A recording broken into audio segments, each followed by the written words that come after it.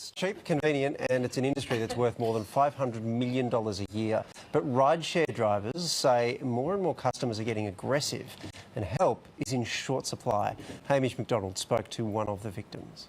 Kate Miller took up rideshare driving to ease back into the workforce after she'd been sick for years. I found it really fun, getting back out and talking to people, meeting people. I'll talk for half an hour, 45 minutes, an hour if you want. You won't shut up? No.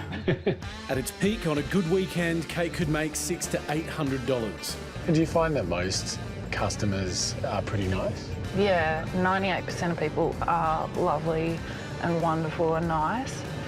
It's just that 2% that, ruin it for everyone else. Yeah. Last December, Kate found out just how dangerous her job could get.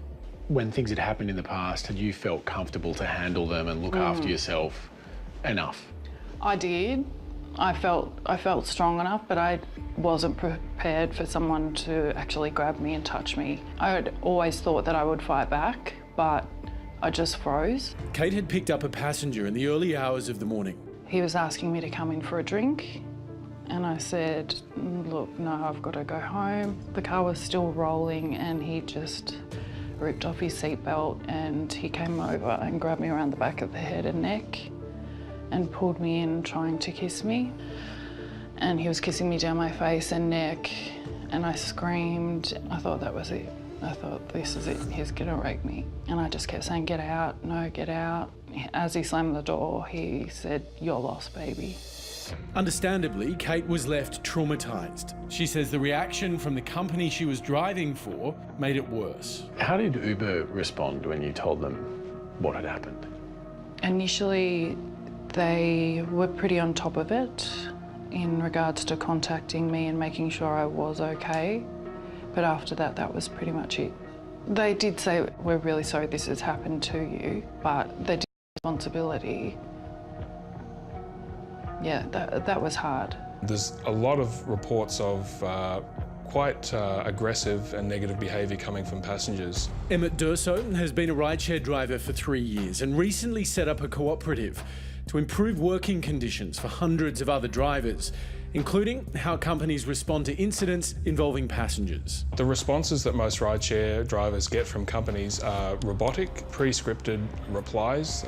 There is not a human being on the other end to actually address their concerns. We can't have a situation in this country where when someone is sexually assaulted on the job, it's seen as a penalty against them if they don't turn up to work the next day.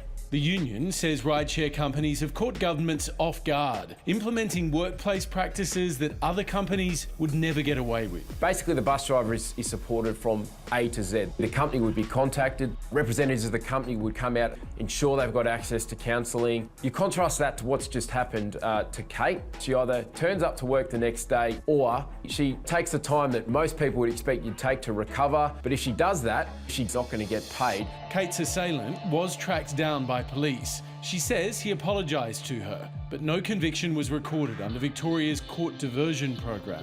She says panic buttons should be included on every rideshare app.